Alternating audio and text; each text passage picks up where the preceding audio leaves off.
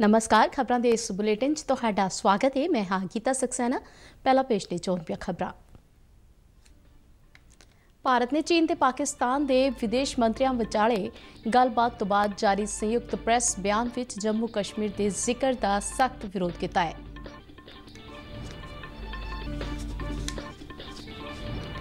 केंद्र सरकार ने सूबे ते केंद्र शासित प्रदेशों को निर्देश दिता है कि वह सूबे के अंदर और दूजिया सूबों तो आने वाले व्यक्तियों और वस्तुओं ते पाबंदी ना लगाउण। केंद्रीय सेहत मंत्री डॉक्टर हर्षवर्धन ने कहा है कि भारत कोरोना महामारी के खिलाफ पूरी ताकत नाल लड़ रहा है। कोरोना वायरस नाल होने वाली मौत दर 1.87% दुनिया विच सब तो घट है।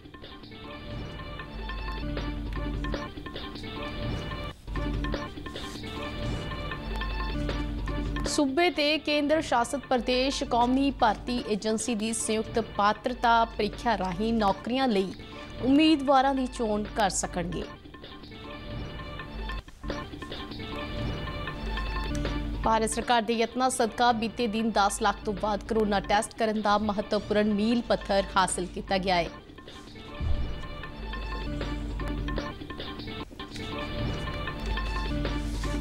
उपराष्ट्रपति एम वेंकैया नायडू ने कोविड-19 महामारी के मद्देनजर झोने के तेल बीज फसलों की रिकॉर्ड बिजाई के लिए किसानों की भरपूर शलाघा की। ते हुण खबरां विस्तार नाल। भारत ने चीन और पाकिस्तान के विदेश मंत्रियों विचाले दूजे दौर की रणनीतिक गलबात तो बाद जारी संयुक्त प्रेस बयान में जम्मू कश्मीर के जिक्र का सख्त विरोध किया है। नवी दिल्ली में मीडिया के एक सवाल का जवाब देंदिया विदेश मंत्रालय के बुलारे अनुराग श्रीवास्तव ने कहा है कि जम्मू कश्मीर भारत का अनिखड़ मांग है। उन्होंने कहा कि भारत यह उम्मीद करता है कि कोई होर मुल्क उसके अंदरूनी मामलों में दखल ना देवे। उन्होंने कहा कि भारत चीन पाकिस्तान आर्थिक गलियारे बारे अपनी स्थिति पहला ही स्पष्ट कर चुका है। बुलारे ने कहा कि पाकिस्तान के कब्जे वाले जम्मू कश्मीर के हिस्से तो विचों लंघण वाले प्रोजेक्टों बारे जुड़ियां चिंतावां बारे चीन और पाकिस्तान दोनों को कई बार जाणू करवाया गया है। उन्होंने कहा कि भारत पाकिस्तान के कब्जे वाले जम्मू कश्मीर की ज्यों की त्यों स्थिति को प्रभावित करने वालियां होर देशों दी नीतियों का सख्त विरोध करता है। उन्होंने कहा कि भारत चाहता है कि संबंधित देश इस तरह की कार्रवाई तो गुरेज करन। केंद्र सरकार के गृह सकत्तर ने सारे सूबों के मुख सकत्तरां नूं चिट्ठी लिख के कहा है कि अनलॉक 3 के दिशा निर्देशों के अनुसार देश के सारे राज्यों विच अते अंदरूनी हिस्सों विच एक तो दूजे राज तक व्यक्तियों के अते वस्तुओं की आवाजाही ते कोई पाबंदी नहीं है। उन्हें कहा कि दिशा निर्देशों से पूरी तरह स्पष्ट है कि इसलिए कोई आग्या या ई परमिट लैण की लोड़ नहीं है। उन्हें कहा कि कुछ अजिहियां रिपोर्टां मिलियां ने कि कुछ थावां ते ਵੱਖ-ਵੱਖ राज्यों के ਜ਼ਿਲ੍ਹਿਆਂ ਦੇ ਵਿੱਚ स्थानक रोकां लगाईਆਂ जा रही ने। उन्हें कहा कि अजिहियां रोकां नाल लोकां दे आण जाण अते जरूरी वस्तुओं की ढोआ ढुआई दे विच विघन पैंदा है, जिस नाल रोजगार अते आर्थिक प्रक्रिया रुकदी है। उन्हें कहा अजिहियां रोकां गृह मंत्रालय वालों जारी आपदा प्रबंधन 2005 की उलंघना है। गृह सकत्तर ने सारे सूबों के मुख सकत्तरां नूं अजिहियां रोकां ना लगाउण अते गृह मंत्रालय के दिशा निर्देशों की पालना नूं यकीनी बनाउण लई कहा है। केंद्रीय सेहत मंत्री डॉक्टर हर्षवर्धन ने कहा है कि भारत कोरोना महामारी के खिलाफ पूरी ताकत नाल लड़ाई लड़ रहा है, जिस दे सिट्टे वजों देश में कोरोना तो सेहतयाब होने वालों की दर 75% और कोरोना वायरस नाल होने वाली मौत दर 1.87% हो गई है। यह आंकड़ा दुनिया में सब तो घट है। डॉक्टर हर्षवर्धन उत्तर प्रदेश के गाजियाबाद में राष्ट्रीय संकट मोचन बल NDRF वालों बनाए गए 10 बिस्तरों वाले एक अस्थाई हस्पताल के उद्घाटन तो बाद बोल रहे सन। उन्हें कहा कि NDRF ने यह हस्पताल CSIR अते रुड़की के केंद्रीय पवन खोज संस्था नाल मिलके बनाया है। And I hope that in the next couple of months we should successfully complete these trials, and once we have discovered an effective, successfully implementable, useful vaccine, we shall certainly ensure that India procures those vaccines and we start giving them to our most vulnerable people.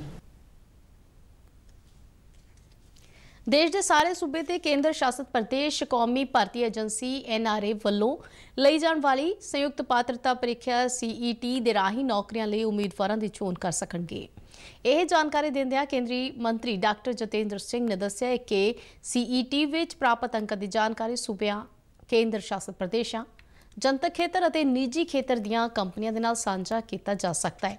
उन्हें कहा कि इस नाल सूबे और केंद्र शासित प्रदेशों में उम्मीदवारों की चोण करने नाल फायदा होगा। इस दे नाल नौकरी की भाल कर रहे नौजवानों के पैसे ते समय की बचत होगी। जतेंद्र सिंह ने कहा कि CET विच प्राप्त अंकों को साझा करने लई नियुक्तियां करने वाली एजेंसियां ते संगठनां विचाले एक सहमति पत्र ते दस्तखत करने की व्यवस्था हो सकती है। उन्होंने दस्सिया कि सूबे के मुख मंत्री इस व्यवस्था को लागू करने लई काफ़ी उत्साहित नज़र आ रहे हैं। भारत सरकार ने कोरोना टैसटिंग ਨੂੰ तेजी ਨਾਲ ਵਧਾਉਣ ਦੀ ਵਚਨਬੱਧਤਾ ਨਿਭਾਈ, ਜਿਸ ਦੇ ਸਿੱਟੇ ਵਜੋਂ ਭਾਰਤ ਵਿੱਚ ਬੀਤੇ ਦਿਨ 10 ਲੱਖ ਤੋਂ ਵੱਧ ਕੋਰੋਨਾ ਟੈਸਟ ਕਰਨ ਦਾ ਮਹੱਤਵਪੂਰਨ ਮੀਲ ਪੱਥਰ ਹਾਸਲ ਕੀਤਾ ਗਿਆ। ਕੇਂਦਰੀ ਸਿਹਤ ਮੰਤਰਾਲਾ ਅਨੁਸਾਰ ਦੇਸ਼ ਦੇ ਵਿੱਚ ਹੁਣ ਤੱਕ 3 ਕਰੋੜ 44 ਲੱਖ ਤੋਂ ਵੱਧ ਸੈਂਪਲਾਂ ਦੇ ਕੋਰੋਨਾ ਟੈਸਟ ਕੀਤੇ ਜਾ ਚੁੱਕੇ ਨੇ। ਸਿਹਤ ਮੰਤਰਾਲਾ ਅਨੁਸਾਰ ਵੱਖ-ਵੱਖ ਸੂਬਿਆਂ ਤੇ ਕੇਂਦਰ ਸ਼ਾਸਿਤ ਪ੍ਰਦੇਸ਼ਾਂ ਤੋਂ ਮਿਲ ਰਹੀਆਂ ਰਿਪੋਰਟਾਂ ਦੇ ਅਨੁਸਾਰ ਟੈਸਟਿੰਗ ਦੇ ਕੰਮ ਵਿੱਚ ਹੋਰ तेजी लियांदी गई है। मंत्रालय ने कहा कि यह भावें वधेरी गिणती में टैसट होने के नाल शुरुआती तौर पर कोरोना की पुष्टि की दर के वाधा होगा, पर बाद कोरोना की पुष्टि वाले मरीजों को छेती वखरे करन, तेजी नाल उन्हां दे संपर्क लभन अते समय सिर ते असरदार डॉक्टरी प्रबंध के नाल कोरोना की पुष्टि दर के कमी आवेगी। मंत्रालय ने यह भी दस्सिया है कि हुण तक किए गए कुल 3 करोड़ 44 लाख 91,073 कोरोना टैसटां दे विचों 28% टैसट रैपिड एंटीजन विधि राही किए गए। मंत्रालय ने कहा कि टैसटिंग के काम दे विच केंद्र, सूबियां अते केंद्र शासित प्रदेशों दी सरकारां वल्लों सांझे यत्नां सदका भारत दे विच 24 घंटे दौरान 10 लाख तो वध कोरोना टैसट किए गए। इस दौरान बीते दिन भारत में रिकॉर्ड 69,874 कोरोना के नवे मामले सामने आए, जिस मगरों देश में कोरोना की पुष्टि वाले कुल मरीजों की संख्या 29,75,701 तक पहुँच गई है। बीते दिन देश में कोरोना वायरस कारण 945 मौतां हुईयां। हुण तक इस महामारी कारण 55,794 मरीजों दी जानां जा चुकियां ने। इस दे नाल ही देश में कोरोना तो ठीक होने की दर में भी लगातार सुधार जारी है। बीते 24 घंटे दौरान 63,631 कोरोना मरीज सेहतयाब होकर घरें परते, जिस मगरों इस महामारी को मात देने वालों की गिनती 22,22,000 के आंकड़े को पार कर गई है। कोरोना की मौत दर में पहला नालों कमी दर्ज की गई है, जो इस समय 1.87% है। उपराष्ट्रपति एम वैंकेया नायडू ने कोविड-19 महामारी के बावजूद झोने और होरना फसलों की रिकॉर्ड बजाई लई किसानों की मेहनत और यत्नां की शलाघा की। एक फेसबुक पोस्ट के विच उपराष्ट्रपति ने कहा कि चंगी बारिश के चलदियां फसलों की बिजाई पिछले साल के इस हफ्ते के मुकाबले 8.6% वधी है। उन्हें कहा कि खेतीबाड़ी भारत का बुनियादी सभ्याचार और आर्थिकता का मुख्य धुरा है। नायडू ने कहा कि खेतीबाड़ी को सुरक्षित और उत्साहित करने की लोड़ है। आंदाता सुखी पवा राही किसानों की शलाघा करते हुए उपराष्ट्रपति ने कहा कि देश के लोगों को हमेशा उन्होंने शुक्रगुजार होना चाहिए है, जिहड़े लखां लोगों को खाण पीण दीआं वस्तां उपलब्ध कराउण दे लई कुदरत दीआं रुकावटां नूं चलदे होए दिन रात मेहनत करते हैं। उपराष्ट्रपति ने कहा कि इस साल हुण तक झोने हेठला कुल रकबा 378 लाख हैक्टेयर दा है, जो पिछले साल इस समय दौरान 339 लाख हैक्टेयर सी। झोने हेठले रकबे इस साल 12% का वाधा दर्ज किया गया है। अरहर, उड़द और मूंगी दाल लई इस साल वधेरे रकबे दे विच बिजाई हुई है। पिछले साल नालों तेल बीजां की बिजाई दे विच 14% का वाधा दर्ज किया गया है। केंद्रीय खेतीबाड़ी ते किसान भलाई मंत्री नरेंद्र सिंह तोमर ने कहा कि 1 लाख करोड़ रुपए की खेतीबाड़ी बुनियादी ढांचा फंड नाल देश के 85% तो ज़्यादा छोटे ते दरमियाने किसानों तक पूरा लाभ पहुँचना जरूरी है। उन्होंने कहा कि प्रधानमंत्री नरेंद्र मोदी की अगवाई में खेती खेत्र में हो रहे सुधारों की कड़ी वजों किसानों लई इन्नी वड्डी रकम दी गई है, जो पहला कदे भी उपलब्ध नहीं करवाई गई। उन्हें कहा कि केंद्र सरकार वालों जारी खेती खेत्र के सुधार लई नवे आर्डीनेंस पूरी तरह किसानों की भलाई लई ने। उन्हें कहा कि किसानों को घट्टो घट्ट समर्थन मुल नूं लैके गुमराह नहीं होना चाहिए। पंजाब में कोरोना वायरस के मामलों का तेजी नाल वधना लगातार जारी है। पंजाब में हुण तक कोरोना वायरस के 40,643 मामले सामने आ चुके हैं, जिन्हां विच 24,302 कोरोना मरीज सेहतयाब हुए हैं और 991 लोगों की कोरोना नाल मौत हो चुकी है। बीते दिन 1320 नवे कोरोना पॉजिटिव मामले सामने आए हैं। लुधियाना कोरोना वायरस तो सब तो वध प्रभावित है, जिथे बीते दिन 360 मामले सामने आने नाल कुल मामले 8,932 हो गए हैं और 304 मौतां हुईयां। ਜਲੰਧਰ ਵਿੱਚ 46 ਹੋਰ ਨਵੇਂ ਮਾਮਲੇ ਸਾਹਮਣੇ ਆਉਣ ਨਾਲ ਕੁੱਲ ਮਾਮਲੇ 5057 ਹੋ ਗਏ ਨੇ ਅਤੇ 125 ਇਸ ਬਿਮਾਰੀ ਦੇ ਨਾਲ ਮੌਤਾਂ ਹੋ ਚੁੱਕੀਆਂ ਨੇ। ਪਟਿਆਲਾ ਵਿੱਚ ਵੀ ਕਰੋਨਾ ਵਾਇਰਸ ਦੇ ਕੇਸਾਂ ਵਿੱਚ ਤੇਜ਼ੀ ਨਾਲ ਵਾਧਾ ਹੋ ਰਿਹਾ ਹੈ, ਜਿੱਥੇ ਹੁਣ ਤੱਕ 4708 ਮਰੀਜ਼ਾਂ ਦੇ ਵਿੱਚ ਕਰੋਨਾ ਵਾਇਰਸ ਦੀ ਪੁਸ਼ਟੀ ਹੋ ਚੁੱਕੀ ਹੈ ਤੇ ਇਸ ਮਹਾਮਾਰੀ ਨੇ ਜ਼ਿਲ੍ਹੇ ਵਿੱਚ 103 ਵਿਅਕਤੀਆਂ ਦੀਆਂ ਜਾਨਾਂ ਲਈਆਂ ਨੇ। ਅੰਮ੍ਰਿਤਸਰ ਵਿੱਚ 3210 ਕਰੋਨਾ ਮਰੀਜ਼ ਮਿਲੇ ਨੇ ਅਤੇ 123 ਲੋਕਾਂ ਦੀ ਕਰੋਨਾ ਨਾਲ ਮੌਤ ਹੋਈ ਹੈ। ਪੰਜਾਬ ਸਰਕਾਰ ਵੱਲੋਂ ਸੂਬੇ ਵਿੱਚ ਲਗਾਤਾਰ ਵਧ ਰਹੇ ਕਰੋਨਾ ਮਾਮਲਿਆਂ ਦੇ ਮੱਦੇਨਜ਼ਰ ਜਾਰੀ ਹੁਕਮਾਂ ਅਨੁਸਾਰ ਕੱਲ ਸ਼ਨੀਵਾਰ ਅਤੇ ਅੱਜ ਐਤਵਾਰ ਸੂਬੇ ਦੇ ਵਿੱਚ ਮੁਕੰਮਲ ਤੌਰ ਤੇ ਲਾਕਡਾਊਨ ਨੂੰ ਲਾਗੂ ਕੀਤਾ ਜਾ ਰਿਹਾ ਹੈ। ਕੱਲ ਸੂਬੇ ਦੇ ਵੱਖ-ਵੱਖ ਸ਼ਹਿਰਾਂ ਦੇ ਵਿੱਚ ਗੈਰ ਜ਼ਰੂਰੀ ਵਸਤਾਂ ਦੀਆਂ ਦੁਕਾਨਾਂ, ਵਪਾਰਕ ਅਦਾਰੇ ਆਦਿ ਬੰਦ ਵੇਖੇ ਗਏ। ਪੰਜਾਬ ਦਾ ਲੁਧਿਆਣਾ ਜ਼ਿਲ੍ਹਾ ਕਰੋਨਾ ਨਾਲ ਸਭ ਤੋਂ ਵੱਧ ਪ੍ਰਭਾਵਿਤ ਹੈ, ਜਿੱਥੇ ਹੁਣ ਤੱਕ ਕਰੋਨਾ ਦੀ ਪੁਸ਼ਟੀ ਵਾਲੇ 8500 ਤੋਂ ਵੱਧ ਮਾਮਲੇ ਸਾਹਮਣੇ ਆਏ ਨੇ ਅਤੇ ਰੋਜ਼ਾਨਾ ਵੱਡੀ ਗਿਣਤੀ ਦੇ ਵਿੱਚ ਨਵੇਂ ਕਰੋਨਾ ਕੇਸ ਦਰਜ ਹੋ ਰਹੇ ਨੇ। ਸਰਕਾਰ ਵੱਲੋਂ ਲੋਕਾਂ ਨੂੰ ਮਾਸਕ ਪਾਉਣ, ਇਕੱਠ ਨਾ ਕਰਨ ਅਤੇ ਬਿਨਾਂ ਮਤਲਬ ਬਾਹਰ ਨਿਕਲਣ ਤੋਂ ਗੁਰੇਜ਼ ਕਰਨ ਲਈ ਕਿਹਾ ਜਾਂਦਾ ਰਿਹਾ, ਪਰ ਸਰਕਾਰੀ ਦਿਸ਼ਾ ਨਿਰਦੇਸ਼ਾਂ ਦੀ ਪਾਲਣਾ ਵੱਲ ਲੋਕਾਂ ਨੇ ਧਿਆਨ ਨਹੀਂ ਦਿੱਤਾ, ਜਿਸ ਦੇ ਸਿੱਟੇ ਵਜੋਂ ਕਰੋਨਾ ਮਾਮਲਿਆਂ ਵਿੱਚ ਤੇਜ਼ ਵਾਧਾ ਵੇਖਿਆ ਗਿਆ। ਕੈਪਟਨ ਅਮਰਿੰਦਰ ਸਿੰਘ ਨੇ ਚੇਤਾਵਨੀ ਭਰੇ ਅੰਦਾਜ਼ ਦੇ ਵਿੱਚ ਲੋਕਾਂ ਨੂੰ ਆਪਣੀਆਂ ਜਾਨਾਂ ਦੀ ਖਾਤਰ ਜ਼ਰੂਰੀ ਇਹਤਿਆਤ ਵਰਤਣ ਦੀ ਫਿਰ ਸਲਾਹ ਦਿੱਤੀ ਅਤੇ ਕਈ ਸਖਤ ਐਲਾਨ ਕੀਤੇ ਗਏ।